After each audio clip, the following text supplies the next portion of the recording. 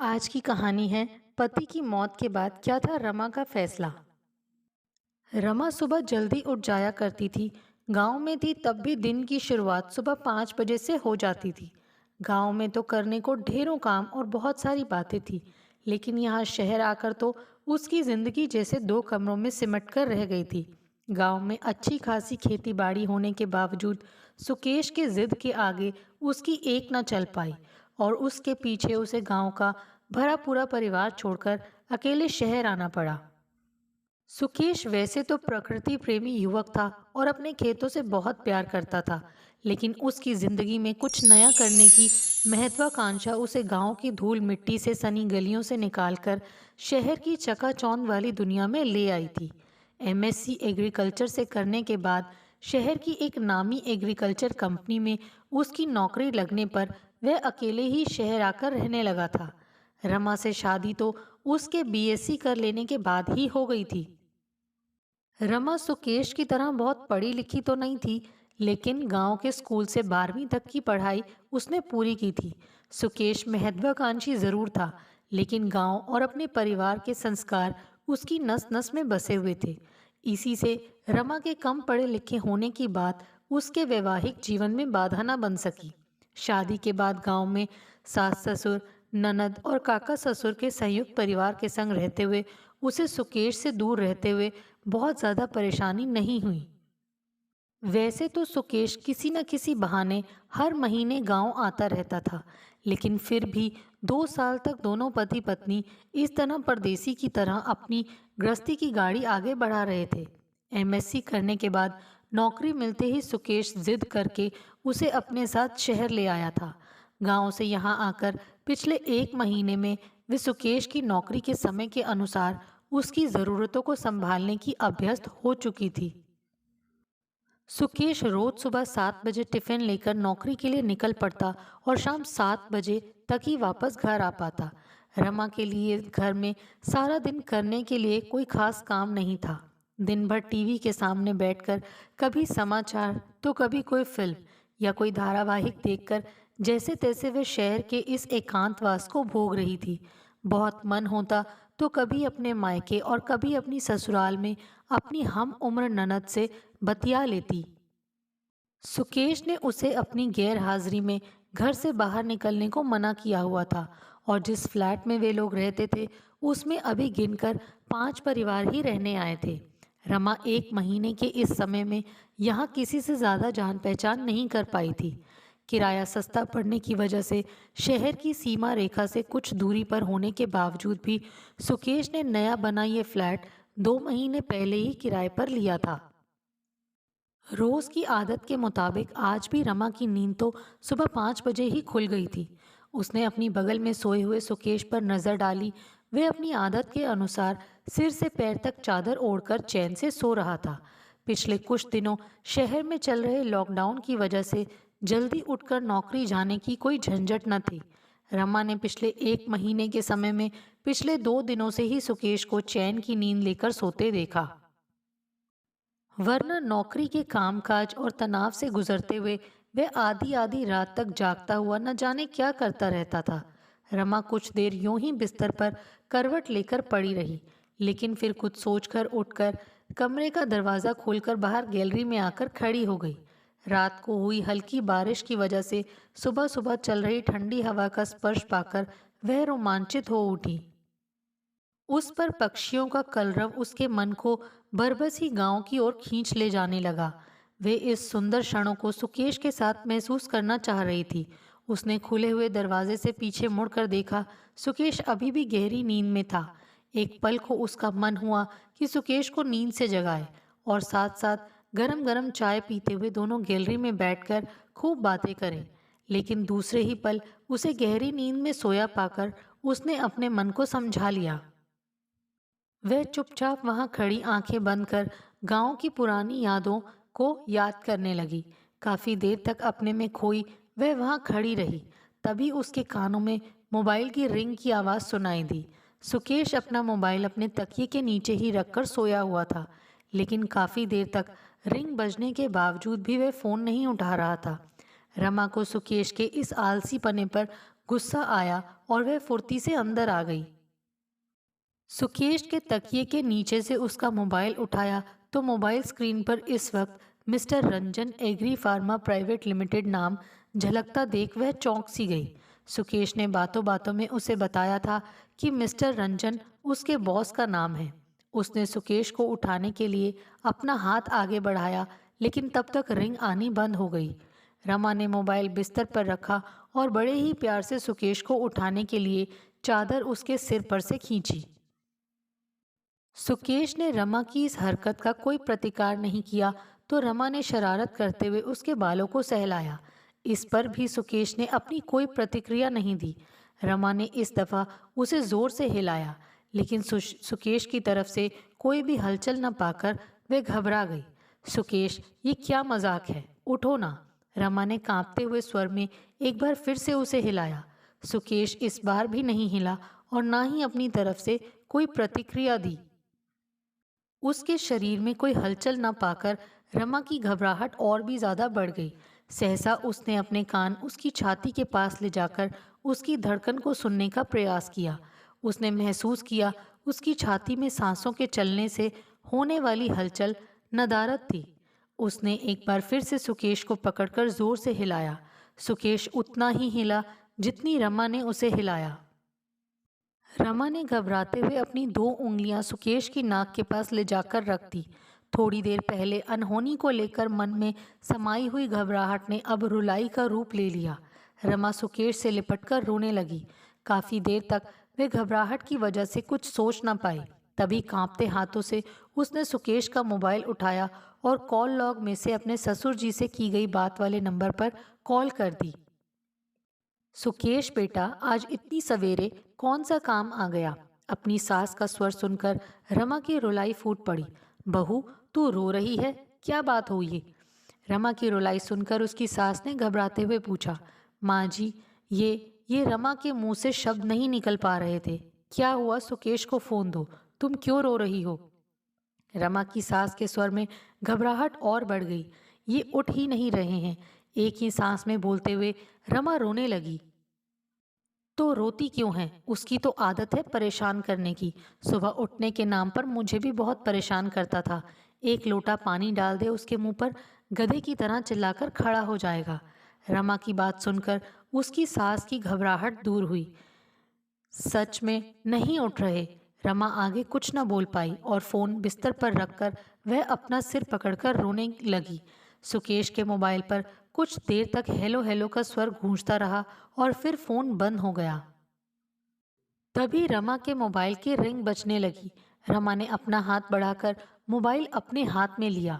आंखों में उभर आए आंसुओं की वजह से उसे मोबाइल स्क्रीन पर झलकता हुआ पापा जी नाम धुंधला सा नजर आया।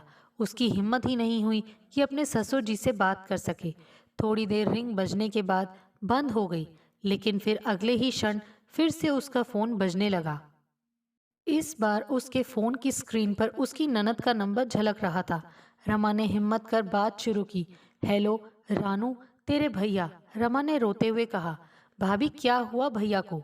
मम्मी आपसे बात कर बुरी तरह से घबरा गई हैं और भैया को मोबाइल स्विच ऑफ क्यों आ रहा है? आप भी पापा का फोन नहीं उठा रही हैं, क्या हुआ भाभी? रानू ने एक साथ ढेर सारे सवाल कर डाले। रानू की बात सुनकर रमा ने सुकेश का मोबाइल हाथ में लिया। उसका मोबाइल सच में स्विच ऑफ हो चुका था। तेरे भैया की सांस नहीं चल रही है रानू, मैं क्या करूं? रमा ने हिम्मत जुटाकर आगे बात बढ़ाई। क्या आप पागल तो नहीं हो गई हो? भैया तो भैया, आप भी उनकी संगत में ऐसा बेहुदा मजाक करने लगी। रानू अब भी रमा की बात पर विश्वास नहीं कर पा रही थी। वे सुकेश की हर समय मजाक करने की आदत से वाकिफ थी और सुकेश ने कई दफा खुद के मरने का नाटक कर सबको डराया भी था। इसी से रानू रमा द्वारा की गई हकीकत को समझ नहीं पा रही थी। नहीं रानू, मैं मजाक नहीं कर रही हूँ, कहते हुए रमा की रुलाई फूट पड़ी। तभी रमा को अपने ससुर का स्वर सुनाई दिया। बहू, आसपास कोई डॉक्टर रहता है? मैं यहाँ किसी को नहीं जानती पापा जी, और इनके मोबाइल की बैटरी भी खत्म हो गई है। रमा अब तक कुछ हिम्मत जुटा पाई थी। आस पड़ोस में किसी को उठाकर बात करो, उसके ससुर ने हिम्मत रखते हुए रमा को सुझाया। जाती हूँ पापा जी, कहते हुए रमा बदहवास सी बाहर की तरफ दौड़ी। सहसा उसे याद आया कि उसके पड़ोस में रहने वाले अमित जी अपने परिवार को लेकर लॉकडाउन की घोषणा होने के एक दिन पहले ही अपने पैतृक शहर चले गए थे। बाकी के दो फ्लैट खाली थे। वह तेज कदमों से सीढ़ियां उतरकर तीसरी मंजिल पर आ गई। उसका यहाँ किसी से खास परिचय नहीं था। वह सभी को केवल नाम से जानती थी और उनके व्यवहार से अपरिचित थी, लेकिन फिर भी उसने बारी बारी से घबराहट के मारे सभी चार फ्लैटों की डोरबेल बजा दी। एक एक कर तीन दरवाजे खुले। रमा बदहवास सी सबके सामने खड़ी बारी बारी से सबके चेहरों को ताक रही थी। सभी लोग अपने अपने घरों की दहलीज पर खड़े बाहर आने से कतरा रहे थे। क्या हुआ? आप इतनी परेशान सी क्यों हैं? वो सुकेश उठ नहीं रहे हैं। डॉक्टर? रमा समझ नहीं पा रही थी वे कैसे अपनी बात कहे। घबराहट के मारे उसका पूरा बदन कांप रहा था। मिसेस सुकेश, आप घबरा क्यों रही हैं? क्या हुआ सुकेश जी को? तभी 301 में रहने वाले मिस्टर शाह ने रमा से पूछा। मिस्टर शाह सुकेश के को अक्सर ऑफिस जाते हुए लिफ्ट देते थे। इसी से वह उसके बारे में थोड़ा बहुत जानते थे। भाई साहब, डॉक्टर डॉक्टर, वे उठ नहीं रहे हैं। कहते हुए रमा की आंखों से आंसू झरने लगे। उसने अपनी साड़ी के पल्लू से आंसू पोंछने का यत्न किया। चलिए, मैं चलकर देखता हूँ। डॉक्टर तो शायद इस वक्त यहाँ जल्दी पहुँच न सके। कहते हुए मिस्टर शाह ने बाहर निकलने के लिए जैसे ही अपना पैर उठाया, तभी उनके पीछे खड़ी उनकी पत्नी ने उनका हाथ पकड़कर आंखों के इशारे से घर से बाहर जाने से मना किया। इस मंजिल पर केवल 3 परिवार ही रहते थे। उनमें से केवल मिस्टर शाह का ही ये खुद का फ्लैट था। बाकी के दोनों परिवार किराए पर रहते थे और रमा से उनका ज्यादा परिचय भी नहीं था। बस 2 मिनट में जाकर आ जाऊंगा, कुछ नहीं होगा, मिस्टर शाह ने अपनी पत्नी से कहा और उसके उत्तर की परवाह किए बिना वे रमा के पीछे तेज कदमों से सीढ़ियां चढ़ने लगे। रमा हांफते हुए अंदर बेडरूम में दाखिल हुई और उनके पीछे मिस्टर शाह झिझकते हुए अंदर आए। वे सुकेश के नजदीक गए और उसकी कलाई अपने हाथ में लेकर उसकी नब्ज देखने लगे। फिर उन्होंने उसकी नाक के आगे अपनी उंगली रखकर उसकी सांस की गति जानने की कोशिश की, लेकिन फिर उसके शरीर में कोई हलचल न पाकर उन्होंने अपने मोबाइल में से एक नंबर डायल किया।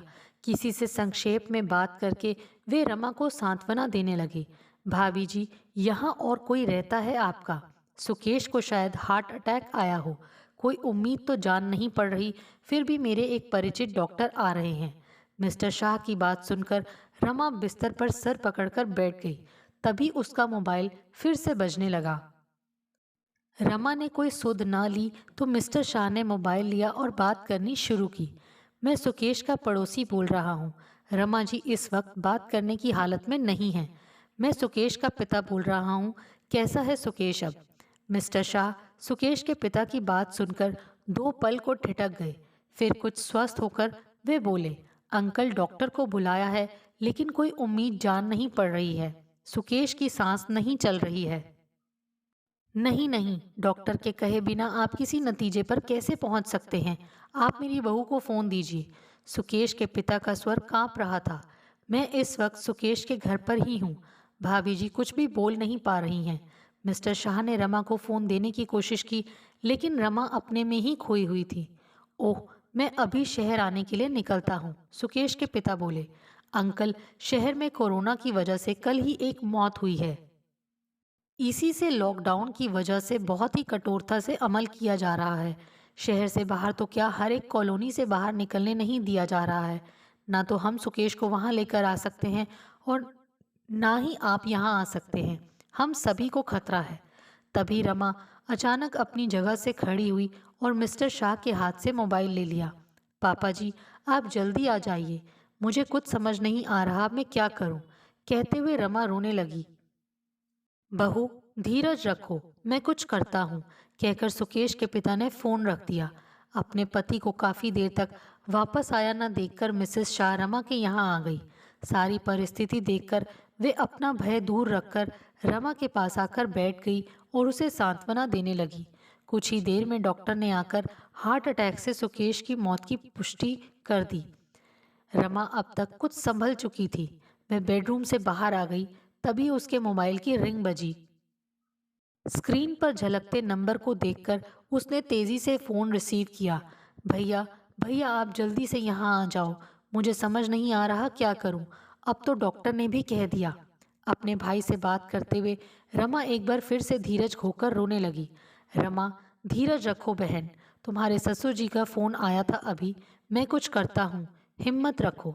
भाई का स्वर सुनकर रमा और जोर जोर से रोने लगी। तभी उसने जोर से छींक दी। उसे इस तरह छींकते देख मिसेस शाह घबरा गई और अपने पति के कान में कुछ कहने लगी। इस हालत में कैसे अकेला छोड़ दें इन्हें, हमें ही कुछ करना होगा। यहाँ सुकेश का कोई नहीं है। मिस्टर शाह ने धीरे से अपनी पत्नी की बात का जवाब देते हुए कहा। आप सरकारी अस्पताल वालों को फोन कर दो, वे लाश को निकाल देंगे। क्या बकवास कर रही हो तुम, मानवता भी कोई चीज होती है। रमा को एक सामान्य सी छींक आने से डर कर उसे इस कठिन परिस्थिति में अकेला नहीं छोड़ सकते। कुछ नहीं होगा। मिस्टर शाह का स्वर गुस्से से तेज हो गया। अपने घर बात करते हुए रमा का ध्यान उनकी तरफ गया, लेकिन तभी फोन पर उसकी माँ का नंबर आने पर उसकी सिसकियाँ और ज़्यादा बढ़ गईं। मम्मी, रमा रोने लगी। रमा, हिम्मत से काम ले बेटी, इस वक्त तू हिम्मत खोकर बैठ गई तो क्या होगा। हम सब प्रयास कर रहे हैं वहां आने के लिए। रमा की मम्मी उसे सांत्वना देने लगी। तभी मिस्टर शाह अपने मोबाइल से किसी से बात करने लगे। बारी बारी से कुछ लोगों से बात कर जब उन्होंने अपना मोबाइल जेब में रखा, तब तक रमा अपनी बात कर चुपचाप एक कोने में बैठ गई थी। भाभी जी, मैंने पुलिस, डॉक्टर और टैक्सी वालों से बात की है। पुलिस का कहना है कि वे शमशान तक जाने की व्यवस्था करवा देंगे, लेकिन शहर के बाहर से किसी का किसी भी वजह से आना और यहाँ से बाहर जाना नामुमकिन है। मिस्टर शाह ने रमा के सामने खड़े होकर अब तक अपनी हुई बातों का सार बताते हुए कहा। मेरे ससुर की काफ़ी पहुंच है, वे कुछ ना कुछ ज़रूर करके आ जाएंगे और मैं सुकेश को लेकर गांव जाऊंगी। रमा की आंखों में विश्वास झलक रहा था। मिस्टर शाह कुछ कहने जा ही रहे थे कि तभी रमा का मोबाइल फिर से बजने लगा। पापा जी, सब हो गया ना, आप कब तक आ रहे हैं। बहू, बहुत प्रयास किए पर नहीं। आप आकर ले जाइए मुझे और सुकेश को। अपने ससुर की बात सुनकर रमा दुखी हो गई। बहू, तू बहुत बहादुर है और देशभक्त भी। देखो, इस वक्त भावनाओं में बहकर कोई भी ऐसा फैसला लेने का नहीं है जिससे पूरा मानव समुदाय खतरे में पड़ जाए। हिम्मत से काम लो। वहाँ समय के हिसाब से फैसला लेकर सुकेश की अंतिम क्रिया करवा दो। रमा ने महसूस किया कि उसे हिम्मत बंधाते हुए उसके ससुर बड़ी ही मुश्किल से बात कर पा रहे थे। पर पापा जी, उनके अंतिम दर्शन, रमा ने मायूसी भरे शब्दों में पूछा। उसकी चिंता तुम मत करो, रानू फोन से वीडियो पर बात करेगी। बस फोन से ही देखकर ही अपना मन मना लेंगी। जाने वाला तो चला गया, लेकिन उसे छोड़ने जाने के पीछे दूसरे लोगों की जान खतरे में नहीं डाल सकता मैं, रमा के ससुर ने कहा और जानबूझकर फोन बंद कर दिया। रमा कुछ देर चुपचाप बैठी रही, फिर मिस्टर शाह की ओर देखकर हाथ जोड़कर खड़ी हो गई। भाई साहब, इस घड़ी में आप ही मेरे सगे हैं, उन्हें शमशान तक पहुंचाने की व्यवस्था करवा दीजिए। मेरा परिवार देश की सुरक्षा को ध्यान में रखकर नहीं पहुंच पाएगा, रमा ने बड़ी मुश्किल से कहा और अपने मोबाइल से एक कॉल की। मम्मी, भैया से कहना कि अपनी और किसी और की जान जोखिम में न डालें। मैं देशभक्त परिवार की बहू हूँ और देश की सुरक्षा की खातिर आपसे विनती करती हूँ, मुझे इस वक्त अकेला ही रहने दो। उनके पापा से बात हो गई है, मैं अंतिम क्रिया की तैयारी करवा रही हूँ, आपको वीडियो कॉल करूँगी। अपने जमाई के अंतिम दर्शन कर लेना। रमा ने आगे किसी की बात सुने बिना फोन बंद कर दिया। मिस्टर शाह ने हाथ जोड़कर रमा के निर्णय का सम्मान किया और फोन पर बात करते हुए सुकेश की अंतिम क्रिया की तैयारियां करने में जुट गए। दोस्तों, आपको हमारी ये कहानी कैसे लगी? प्लीज़ कमेंट्स करके बताइए। Thanks for watching this video.